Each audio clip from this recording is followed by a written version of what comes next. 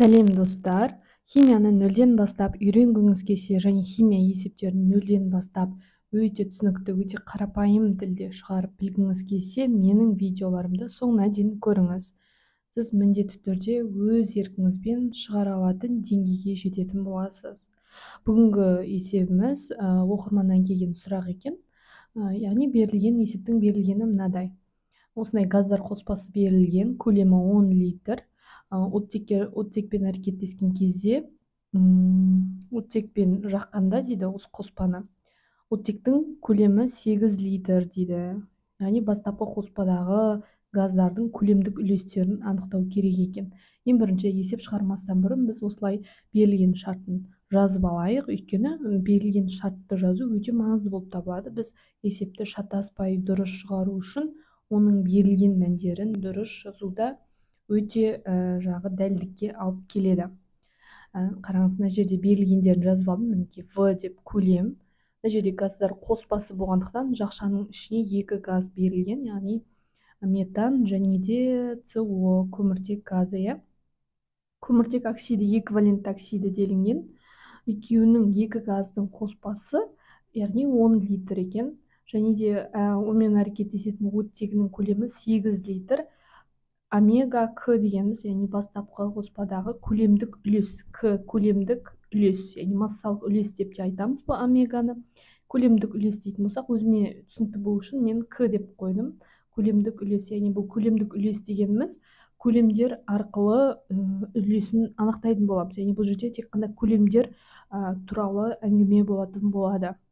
Ең бірінші біз өзімізге қажетті реакция жазып алайық. Яғни бұл жерде айтылған осындай газдар қоспасы оттегімен әрекеттескен деп тұр. Сондықтан да біз кез келген бір газды, мысалы мен метан газын алып, оны оттегімен әрекеттестіру реакциясын жазатын боламын.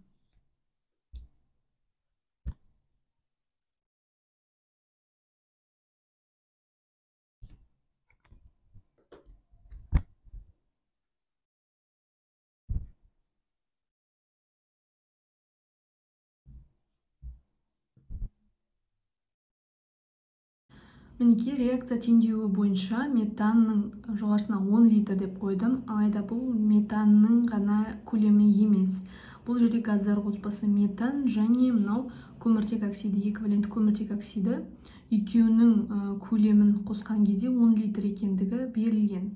Және де оттегінің өзінің көлемі 8 литр. Енді дәл өзінің көлемі болғандықтан біз осы оттегінің көлемі арқылы зат мөлшерін тауып алатын боламыз. Яғни есептеуімізді осы оттегінің көлемі арқылы анықтайтын боламыз. Зат мөлшерін табу формуласы келесідей болады.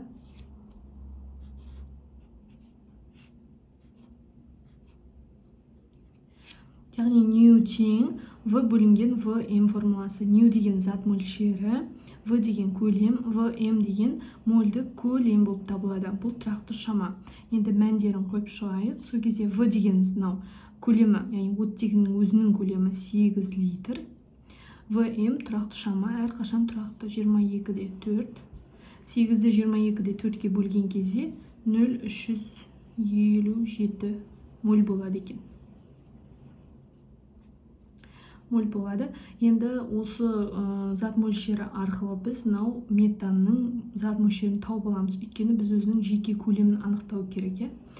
Жеке газдың көлемін табу керек. Сол кезде оның көлемдік үлестерін анықтай алатын боламыз. Қазір мына жерде 10 литр ол жалпы көлем, яғни ішінде тағы да басқа газ бар, яғни мынау СО бар екен. Сондықтан да осы арқылы біз метан газының молін тауып аламыз. Оны қалай істейміз? Химиялық реакция теңдеуі бойынша деп жазамыз. Сол кезде мынау реакция теңдеуіне қараймыз. Мынау метанның алдында 1 бар, яғни 1 жазылмайды, сондықтан да ештеңе жоқ. Бұны 1 деп аламыз. Мына жерде оттегінің алдында 2 коэффициенті тұр, мінекей 2 коэффициент. Сол кезде 1-де 2 жерге жазамыз. 1 болған кезде 2 болып тұр, яғни реакция теңдеуі бойынша. Неліктен біз химиялық реакция теңдеуі бойынша дедік, яғни біз реакция теңдеуі бойынша қараймыз деген сөз. Химиялық реакция теңдеуі бойынша 1-де 2 болып тұр, және де астыңғы бөлігіне 1 дегеніміз бұл метандікі. метандікі, яғни химия реакция теңдеу бойынша 1 болып тұр. Енді оның астына x деп жазамыз. Өйткені біз метанның зат мөлшерін анықтап отырмыз. Ал екінші жағына әрине бұл оттегінің зат мөлшері, яғни мынау тауып алынған зат мөлшері 0,357-ні жазатын боламыз. Бұл жерде қарапайым пропорция. Сол кезде мына x тапқан кезде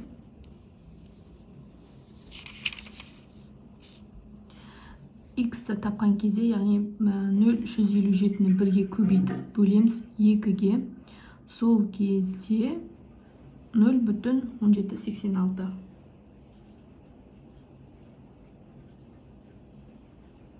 Яғни бұл бізде метан зат мөлшері, метанның зат мөлшері екен.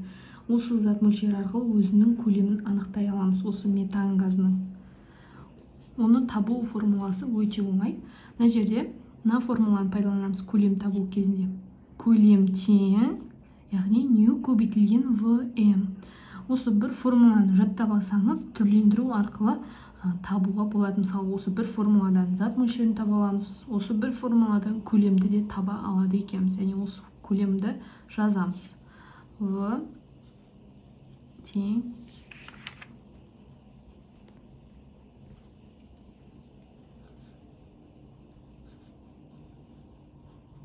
бізде мынау нью дегеніміз, мінекей мынау табылған 0,1786 көбейту ВМ деген тұрақты шама 22,4. Бір-біріне көбейткен кезде 4 литр болады екен. Яғни бұл жерде 4 литр бұл метандікі екен. Бастапқы газдар қоспасының көлемі 10 литр етін.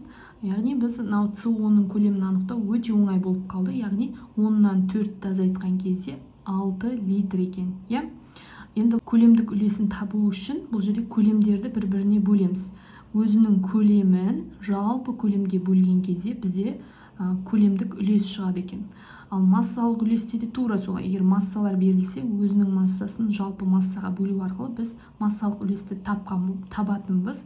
Бұл жерде енді көлемдік үлес болғандықтан тек қана көлемдер қатысады деген сөз. Сол кезде мына жерге жазайын. Яғни көлемдік үлес тең өзінің көлемі табылған көлем, қараңыз, өзінің табылған көлемі мынау метан газынікі 4 литр болды.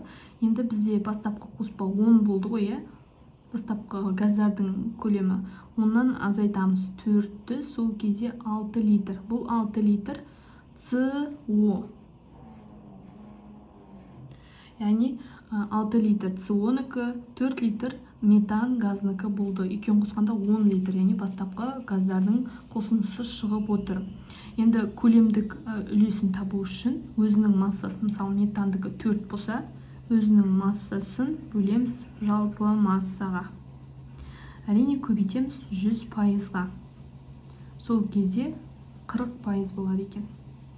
Яғни бізде бұл метан газының көлемдік үлесі 40%, яғни көлемдік үлес деп өзі айтып тұр, көлемдердің қатынасы, екі көлем. Егер массалық үлес болғанда, онда массалардың қатынасын бөлетін едік. Ал екінші газдікі, яғни CO газ үшін өзінің массасы, өзінің көлемі 6 литр, бөлеміз жалпы көлемге, көбейтеміз 100%-ға. Тең 60%. Яғни екеуін қосқанда 100% болады екен. Мінекей осылай шығады. Яғни бұл жерде газдардың көлемдік үлестері 40% және 60% екен. Осы сұрақты қойған оқырманыма көп рахмет. Және де назар аударып тыңдағандарыңызға көп рахмет. Сізге осы видео ұнаған болса, лайк басуды және де осы видеоны достарыңызбен бөлісуді ұмытпаңыз.